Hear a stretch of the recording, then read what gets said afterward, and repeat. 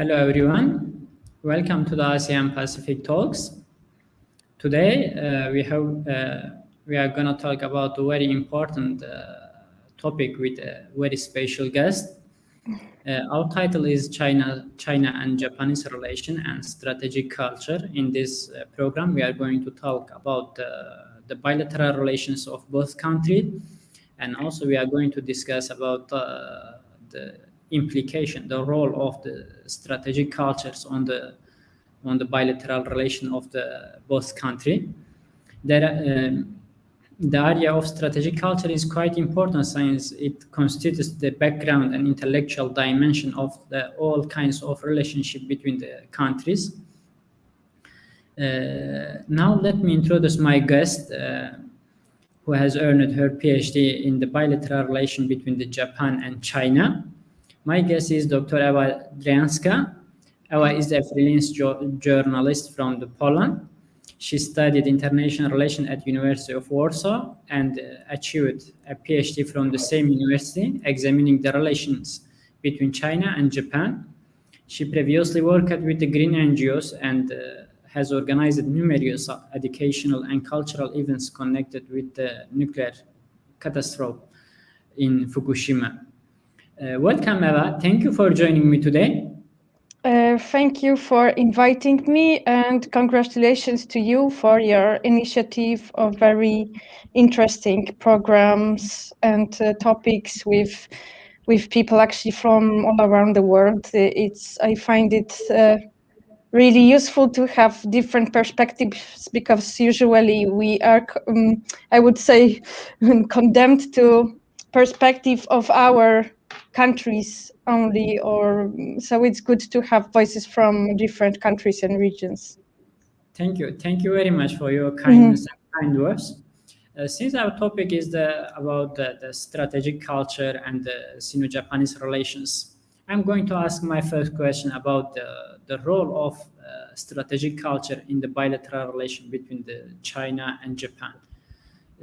What kind of effects have on bilateral relation? Can you explain to us, please?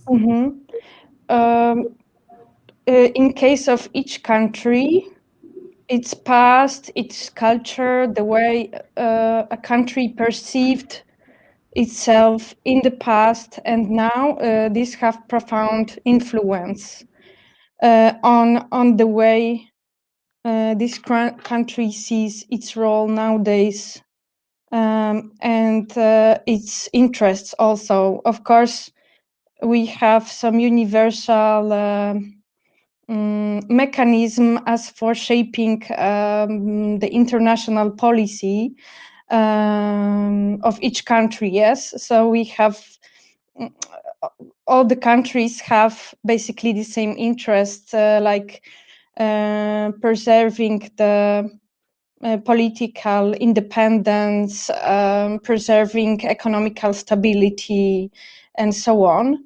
But things which are different are, for example, the role that the countries want to play in the region, in the world.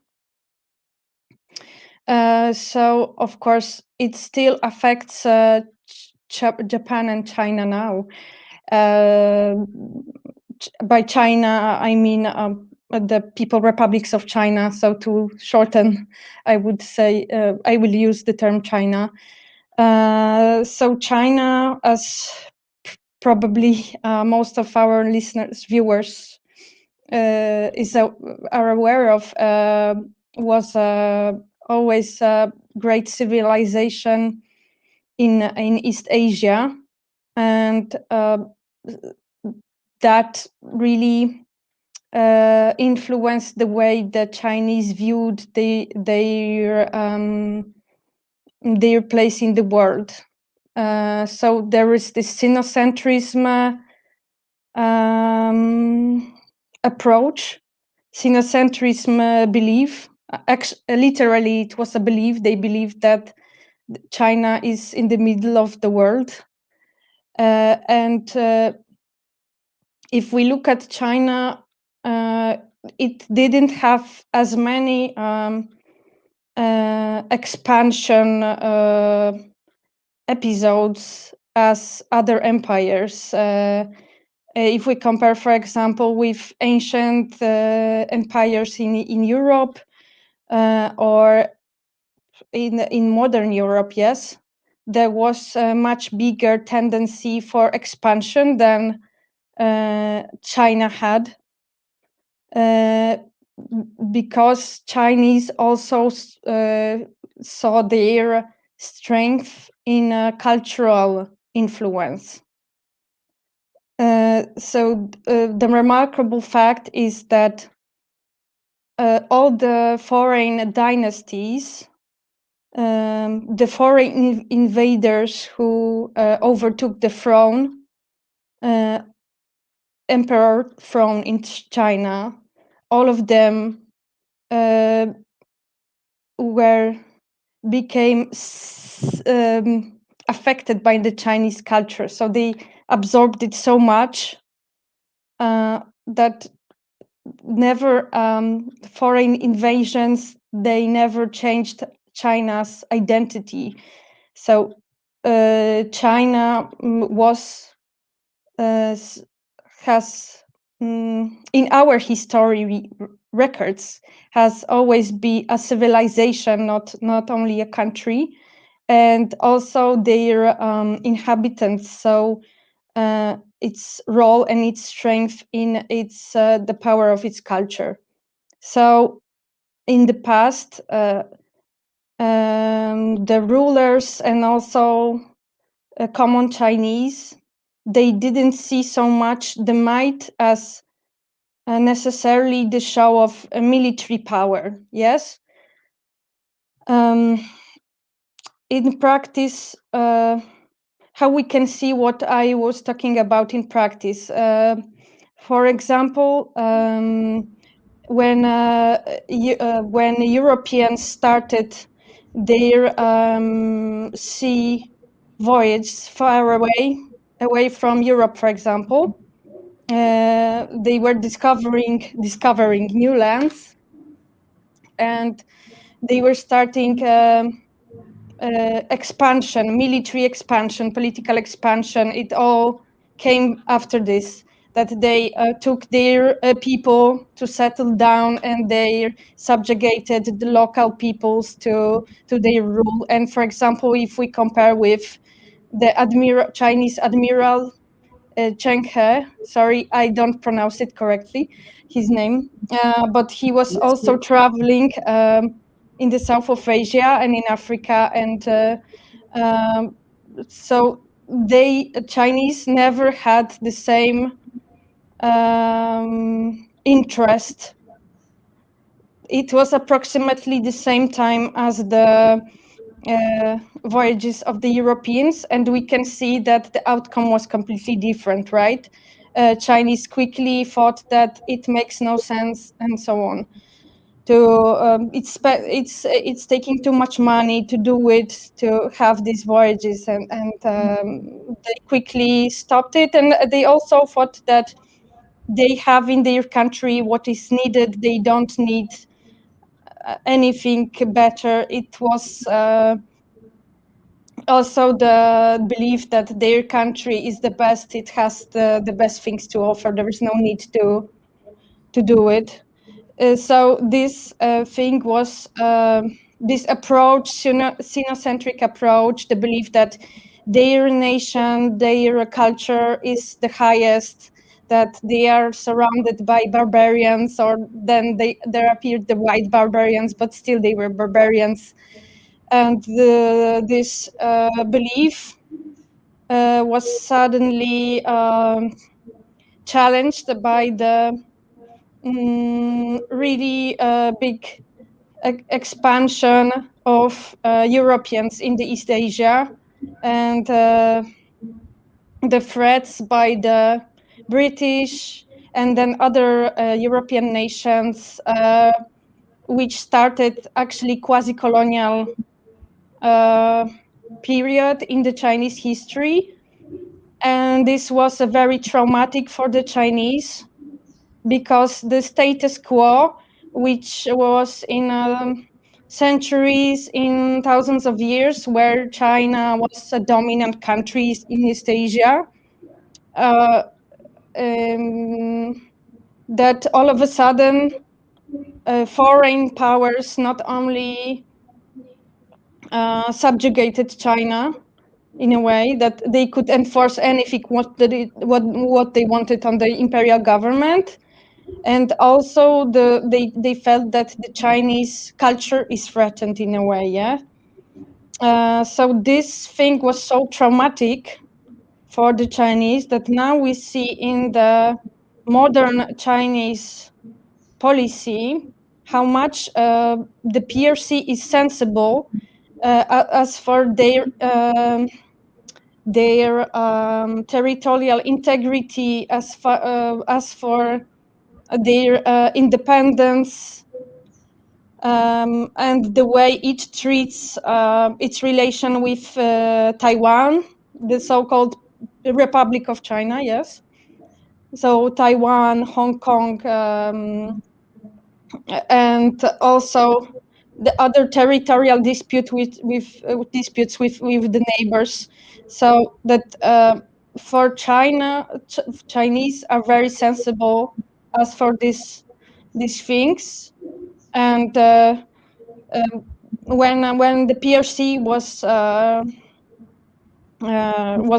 born, Mao said that China rised up from its knees and it would never bend it again. Yes, so we have this strong factor in the Chinese policy, and it so to secure this independence and strength of China, we can see that China has this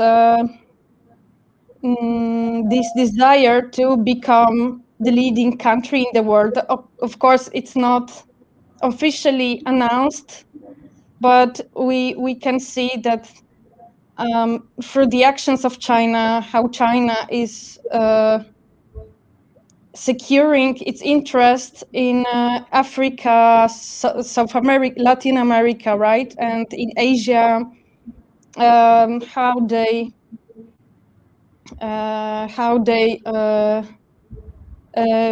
have ports and in the Indian Ocean. Yes, that they want to have the mobility on the seas. Yes, not only close to their borders, but also worldwide, that they would not like to be blocked again by the Western powers, by Japan, by any other challenger. No, Ella, you said when we're talking about, for example, about the dynasty Chinas, like the Ming dynasty and the Han Yes. dynasty, that time, can we say the China under the effects of the cultural implication? And that time, China is a closed country, not like European invaders. But today, Yes. as we see, the China is shift its policy from the traditional Chinese culture to new the socialist or the communist. This is the effects of the cultural, strategic culture on the Chinese foreign policy. So what is in the Japanese side? Can we talking a little bit about the Japanese culture and its implication on the Japanese attitudes toward neighbors or other countries? In case of Japan, also as you mentioned, the isolation of China. In case of Japan, we also had this desire for isolation as a way of protecting of the country. Yes, it was against, for example, luckily Japanese were geographically separated from the rest of the Asian continent.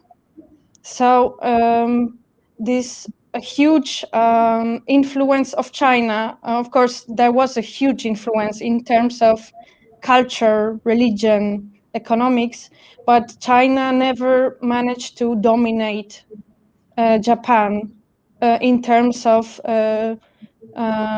politics, in terms of conquering, right? They managed to occupy Korea, Vietnam, other countries which were its direct land neighbors, yes. But Japan, as separated, was lucky to avoid it. And there is a mutual complex between those two countries, yes, because Japanese, in some Japanese, or when you read historical writings by some Japanese scholars from centuries ago, you could see this complex that they were aware that so much was actually taken from China or through China, and they felt in a way inferiority, and they were trying to prove that actually Japan stands higher, yes.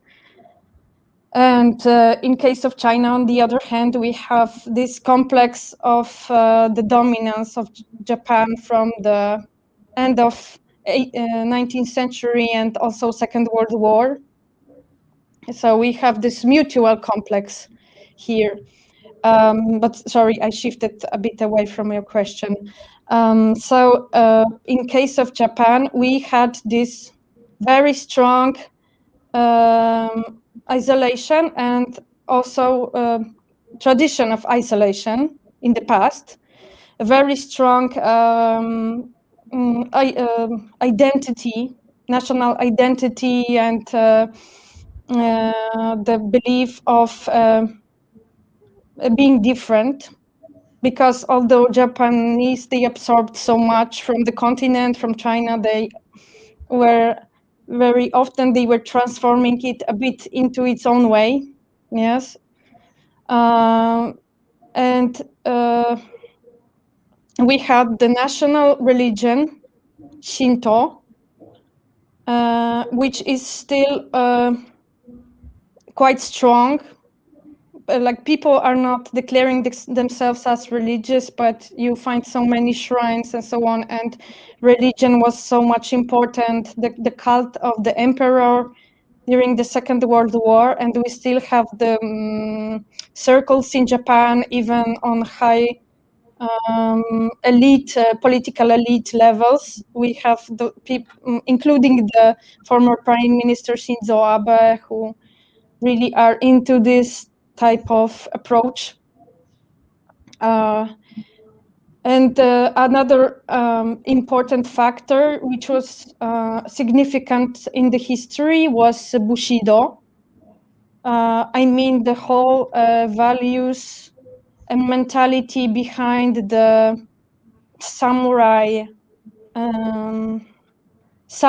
system, samurai values. One of the scholars, Buddhist monk Brian Victoria, he wrote a book about the influence of Zen Buddhism during the Second World War, and he indicated it was quite remarkable that in the past, in the feudal times, the samurai was serving to his lord, daimyo.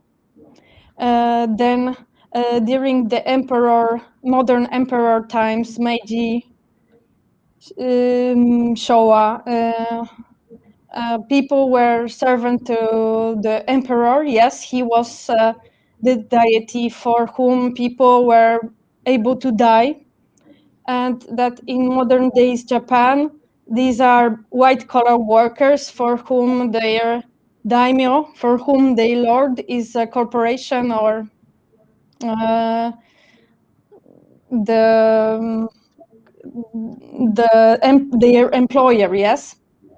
So after the war, Japan seemed to totally change itself, because Japan changed its constitution,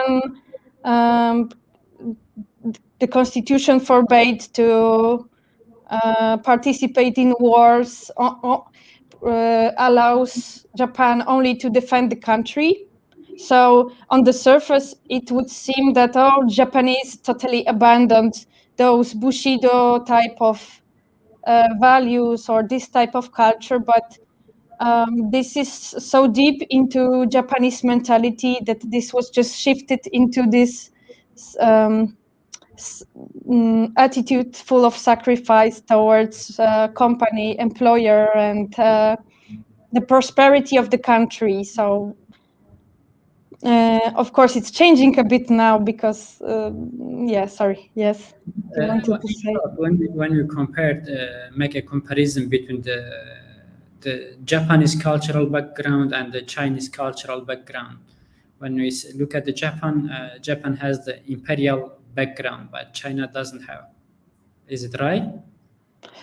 I would not agree. I mean, how do you define imperialism in this sense? Expansionist tendencies.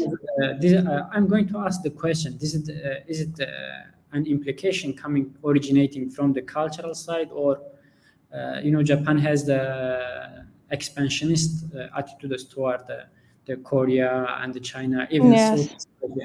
but China, compared to the Japan, China is a more close country during the dynasty. This is one of the implication of the cultural, or is it coming from another thing?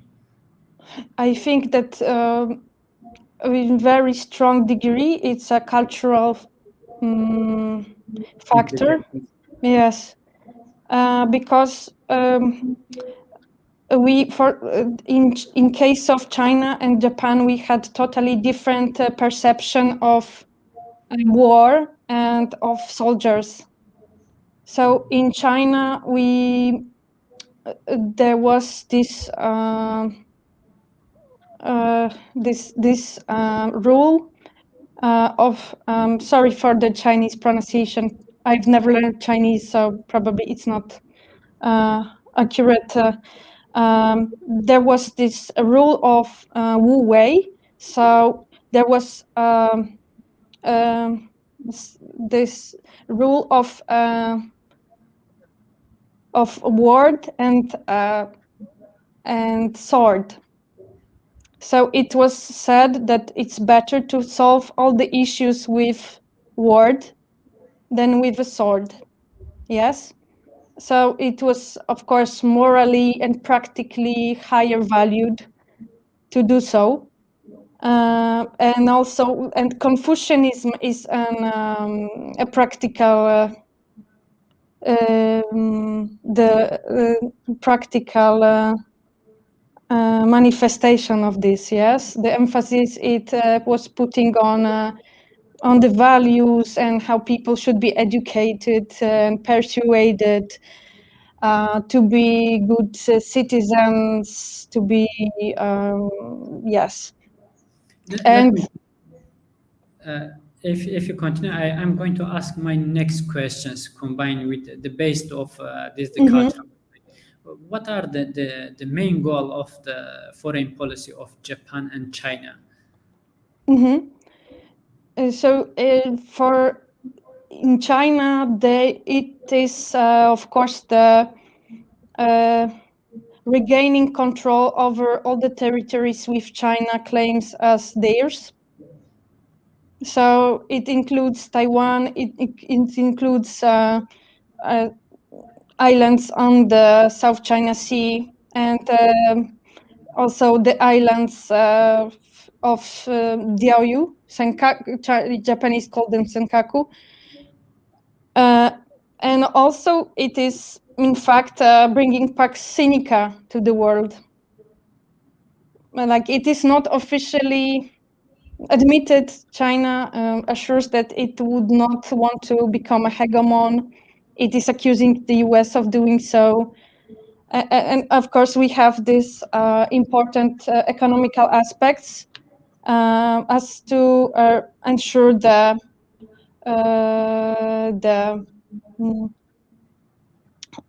the resources because China needs a lot of resources, the gasoline and others, and it needs to ensure that the sea routes will be always available for China. And in case of Japan, we had this huge factor of the alliance with the US. So for sure, for Japan, as for any country, it is important to preserve its territorial integrity, and that's why for Japan it is also important to have control over Senkaku, the islands. But Japan knows its place on the geopolitical arena, I would say, know its place. So it knows that it's in alliance with the US, and the US is the partner which is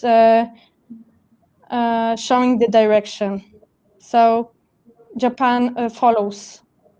So even the Japanese, they have a term for it. They call it gayatsu, which is a pressure from abroad in their foreign policy. So of course, Japan wants to to increase its influence and in the relations with the countries in East Asia, Southeast Asia, and so on. But it's always in this frame of Pax Americana, yes? So in this case, what is the main challenges in China-Japanese relation? Yes, so these are, as we can see, these are the contradictory goals. Yes, because I mean there are of course a lot of there is a common ground, common interests because of huge economical exchange between Japan and China, but we can see that China wants to have control more and more in East Asia and in Southeast Asia, and Japan, on the other hand, sees it as a threat. And for years, Japanese were publishing white papers on their strategic policies, and they mentioned China as the growing aspirations of China as a threat to its to its security. And we see that this division now is growing, especially this year and recent months. It shows that this divisions and concern on the Japanese side, American side, and on the side of other partners in the region, as for China's activities, they are growing. In this aspect, can we see a breakthrough in the Sino-Japanese relations because the latest Japanese officials make a statement toward the Taiwan, and also in the first island chain they will around the Ryukyu Islands with missile defense. Yes, I would say so.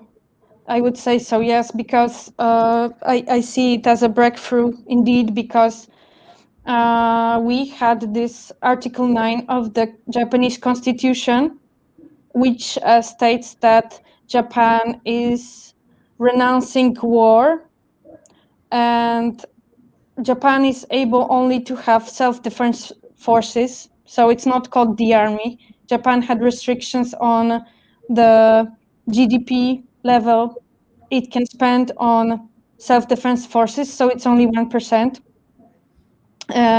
So we had these restrictions, and now for about 20 years, the interpretation of this article is changing.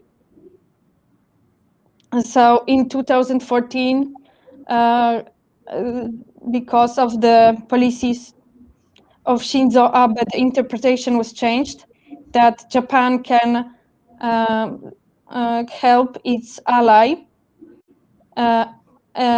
in case of military aggression and so on, when the situation would somehow threaten Japan, and it would be also treated then as a self-defense. And lately, at the end of July, we had a teleconference between the parliament members of the US, Japan, and Taiwan, when they were discussing the activity of China in the sea surrounding Taiwan and Japan in the region.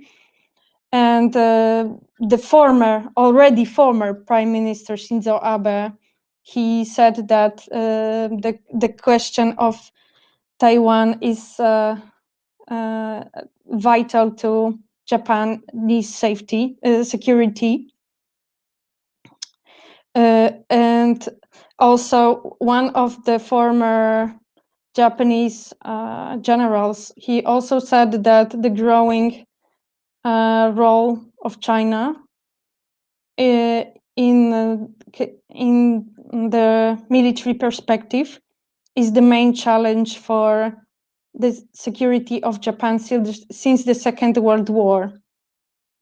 So we see that we have a very serious statements here, and we can see that they are followed by actions that Japanese, they had in the past, they had some military exercises with the US and also with Australia, but this year for the first time in May, they had also common drills with France, for example. So we can see that this engagement and then the interpretation of the self-defense of Japan, it is changing, and it will permanently change the way that Japan operates, and maybe in some years we will see that Japan will become again a normal country, as it was a desire for decades by the hawkish group of Japanese politicians, and it may come true.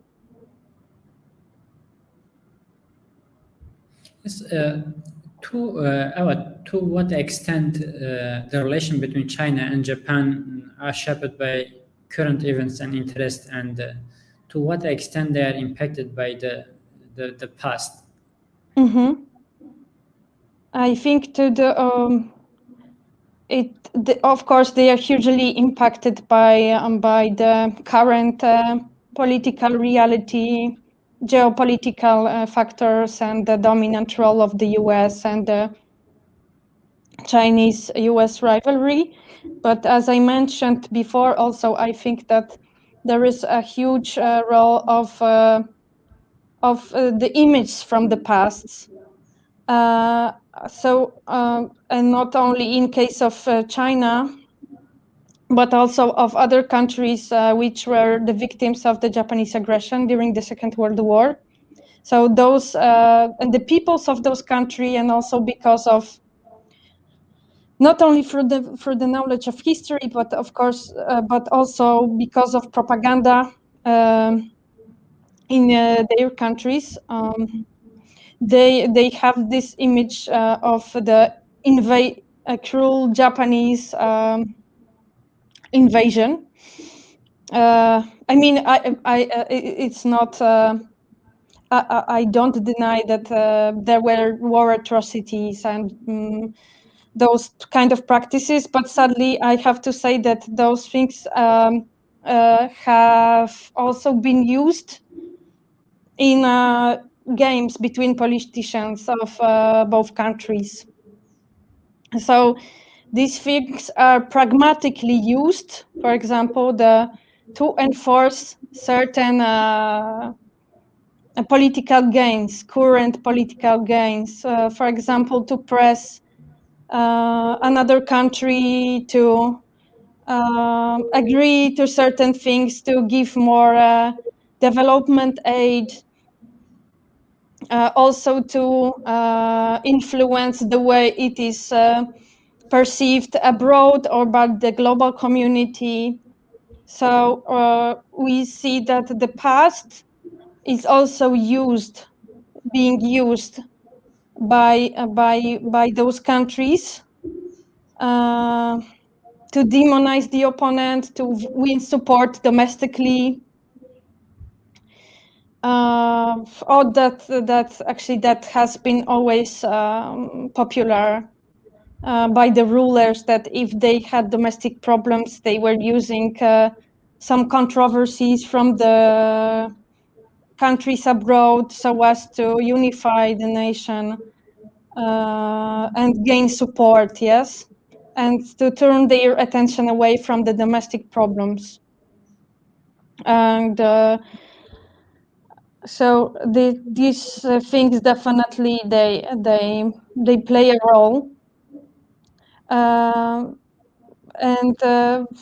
Japan also was seeing China as a threat after the Second World War, and they saw the threat of communism.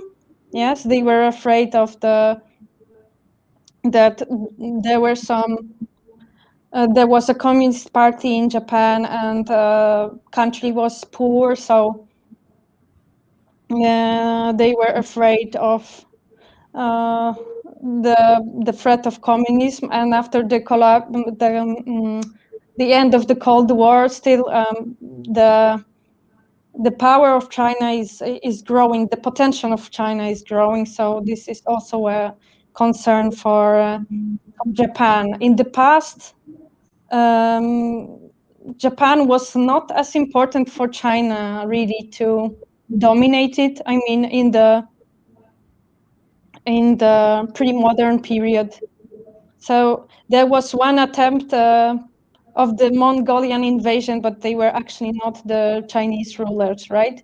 And they only then there was this sea invasion of China on the Japanese land, but China, they never bothered so much with Japan so as to conquer it and so on. But now it is in the perception of Japan, the situation is different. We had this dispute over Senkaku Islands, and we have the rivalry with the US, and so in case of the military conflict of the Japan and of the PRC and the US, the existence of Japan would be endangered. From here, following the war, Japan has adopted the so-called pacifist constitution, where she renounced the war. How does such a situation affect Japan's foreign policy and its relations with China? So we have this. We had this Article 9, yes, in Japan of renouncing war, and there is a strong division in Japan as for the supporters of this article and those who are against it. In general, the society is for this article because the society was traumatized by the war. Japan was really poor, became really poor after the war. Luckily, they quickly regained economical growth, but this was a huge trauma for people. So there is this idealistic stance of the society, and on the other hand, we had this more realistic approach of politicians, and some of them were very hawkish, and even now there is this hawkish wing, so-called hawkish wing of the politicians. and they want to change this status for decades. They have wanted to change it. And these were politicians even from the pre-war period. Some of them were like Nobusuke Kishi. He was the prime minister. He was accused of also of the war crimes during the Second World War, but later on the charge rates dropped, and he became one of the main politicians in the post-war Japan. So those people, they never wanted this to be prolonged, this state of renouncing the war. And also we can see that also Shinzo Abe and these fractions of LDP, which is in power even now with the ruling Prime Minister Yoshihide Suga. We also see that this is the line which is wants the gradual normalization of the policy. So as Japan would be back as a normal, as a state which with full abilities as for its strategic capabilities. And of course, this is what China is afraid of, because China has enough problems with the US, and at least there are some limitations as for military activities of Japan right now. And if Japan became a normal country without restrictions on its strategical activities, then it would become even more challenging for China. Very interesting. Now, I'm going to ask about the Taiwan. What is the dynamic that Taiwan brings into the relations of the PRC and Japan? Mm-hmm. What is the importance of the Taiwan in this aspect? Mm-hmm. So Taiwan was Japan has after the Second World War, Japan has always had very friendly relations with Taiwan. There were like very short periods when a relation was not good, but even as you look at the society approach of the Taiwanese society, this is drastically different as for the attitude towards Japan than in China's case. Taiwanese people, they have a friendly image of Japan and Japanese people. There was no so many atrocities in Taiwan as they took place in China with the Nanjing massacre and very drastic cases of war crimes, which are even named as genocide by some people in case of Nanjing, for example. Yes. So in Taiwan, it was not like this. So Taiwanese people, they have friendly relations. You never had such demonstrations against Japan as you had in China, with destroying Japanese businesses, companies, attacking Japanese people. For first decades after the war, Japanese was perceiving the Republic of China, Taiwan, as the representative of the Chinese nation, as an official representative. But they still had informal relations with the continental China, and they had economical relations. And actually, the politicians, the ruling party, also they were divided between those who were supporting supporters of making Beijing the representative of the Chinese people and those who would see Taipei as the representative of the Chinese people. And then in the 70s, after the official relations between the US and PRC started, also it had to change in case of Japan. So that was a surprise for Japan, but officially, automatically, in a way, Japan had those official relations with Beijing and not with Taiwan. Yes, but still, there are also personal bonds between politicians, Taiwanese and Japanese. So still, there were those friendly relations, and also we have this defense aspect. So for Japanese people, Japanese officials, they see Taiwan. They would see the overtaking of Taiwan by China as a huge threat to their own security, and of course, also because of the U.S. involvement. Lately, also Japanese officials had statements that Japan and other countries should not let Taiwan to follow the fate of Hong Kong. Yes, because China was promising this one state, two systems approach. And we see that with time, in practice,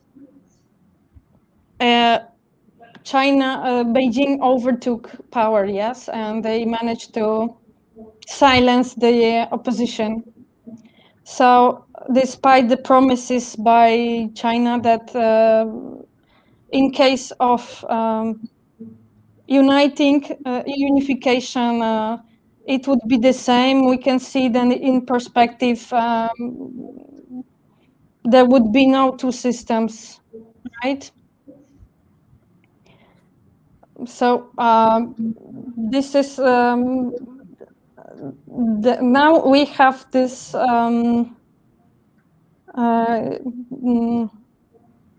Taiwan and Japan are closer than before. Yes, please. I'm going to ask the next question about the genesis of dispute over the Senkaku and Diao Islands. Mm-hmm. So it's actually interesting to note, I think, that these islands and the dispute was totally non-existent in bilateral relations till the 70s of the last century. And the problem started when the US and Japan had a treaty of giving back Okinawa to Japan.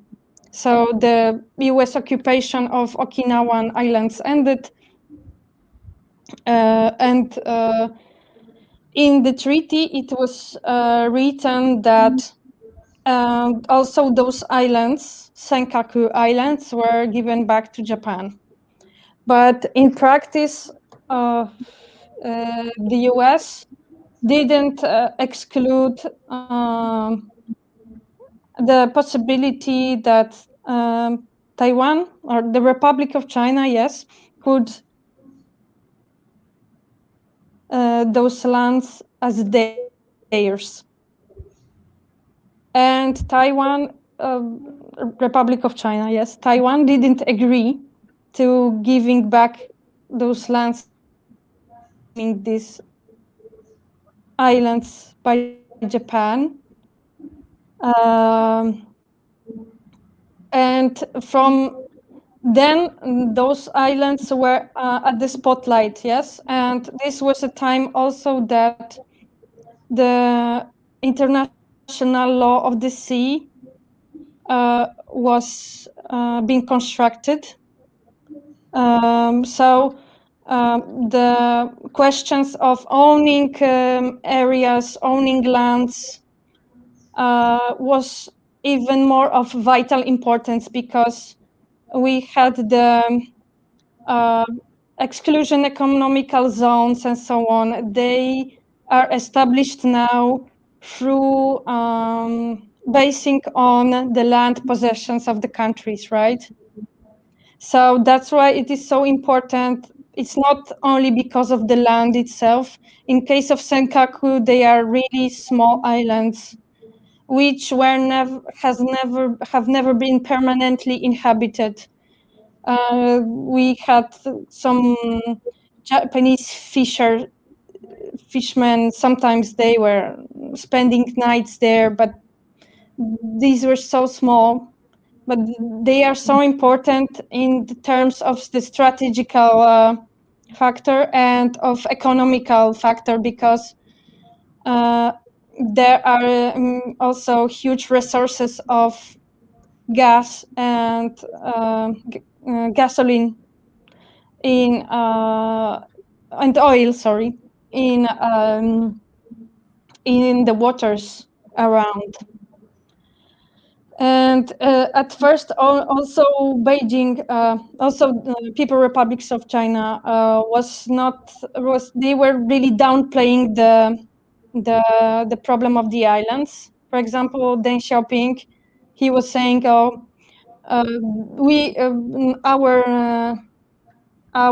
the next generations will be more wiser than us, and they would be able to solve the problem." So they were downplaying, but I think it was a play in a way, you know. There is this famous strategist Sun Tzu, Chinese strategist Sun Tzu, and Chinese are very, I think, they are so much the followers of those rules set by Sun Tzu, that you don't show your true intentions, you wait for the proper time to act. So like Deng Xiaoping was putting Japanese at ease, or we don't have to fix this problem now, but with time, first there was Chinese presence at the waters, and they were saying that they got lost, and that's how they came there. And next, now we have some Chinese ships, or some patriotic organizations from China and Japan who come there and claim the islands to be theirs. So they are the destination of the nationalists from both countries now. Now, I'm going to ask one question from Northeast Asia to Southeast Asia. Can we speak about a rivalry between China and Japan in Southeast Asia? Mm-hmm. Definitely, we could say that. Because both countries were trying to gain position and influence, and Japanese were giving huge development aid to Southeast Asian nations, and China, on the other hand, during the early communist period, they were trying to be the leader of the non-engagement countries, yes, and then they lost this good position they have because of their support for communist partisans in those countries. But then again, in the 90s, for example, Japanese their economical support for the region, it was overshadowed by the financial crisis in East Asia, and the Japanese backed out of establishing a financial fund for the region. And China, on the other hand, was stepped forward as for the economical support.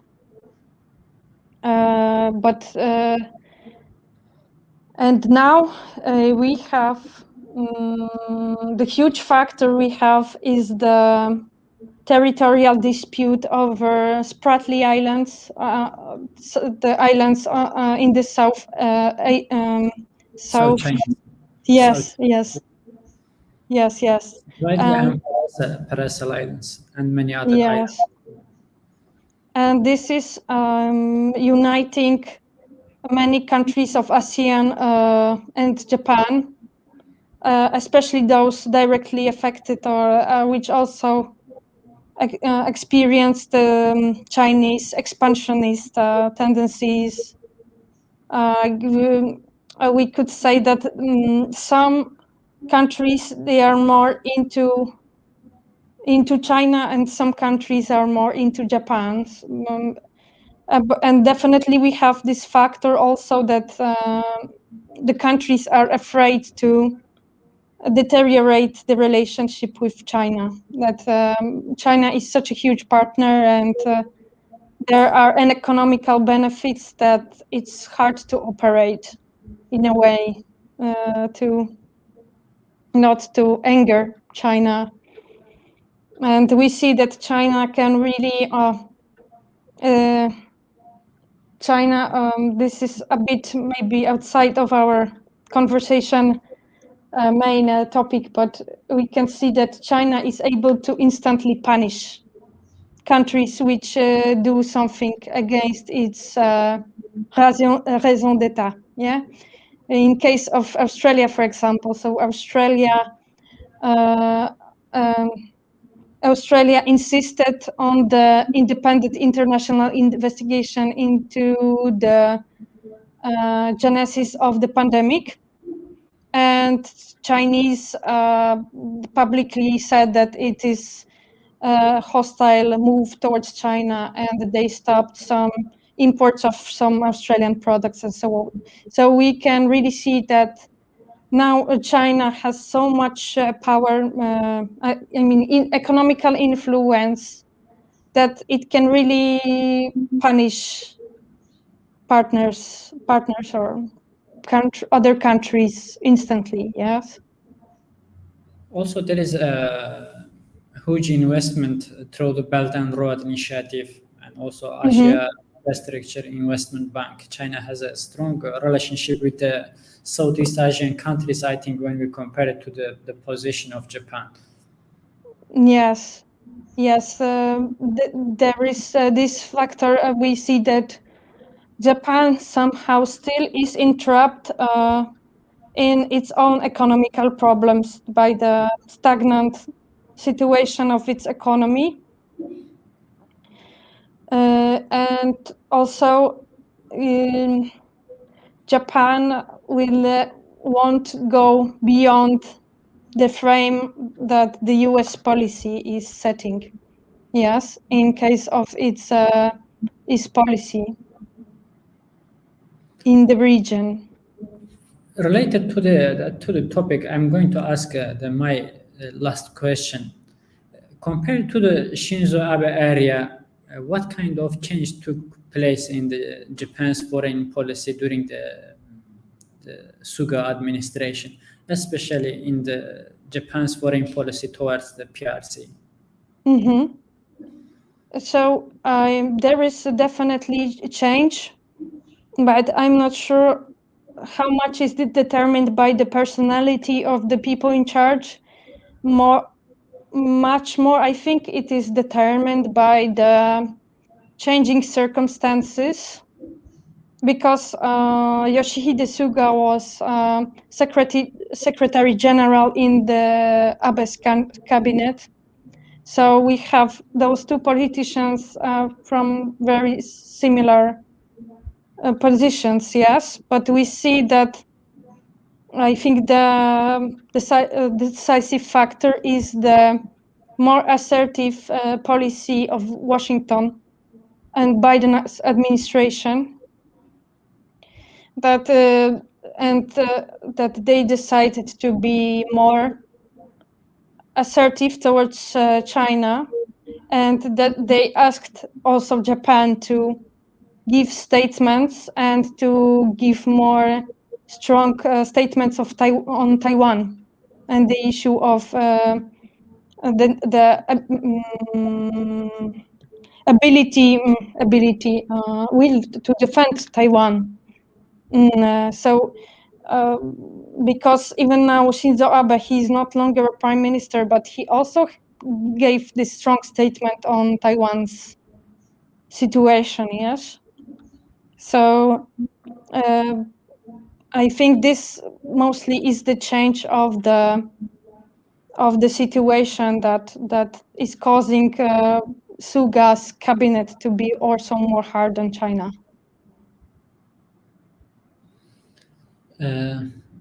Okay, Ewa, thank you very much. You talking Thank you. a lot of things about the China and Japan relation. Really, I enjoy it, and I believe that Thank our you. audiences enjoy it. Thank you so much. I enjoyed it so much too.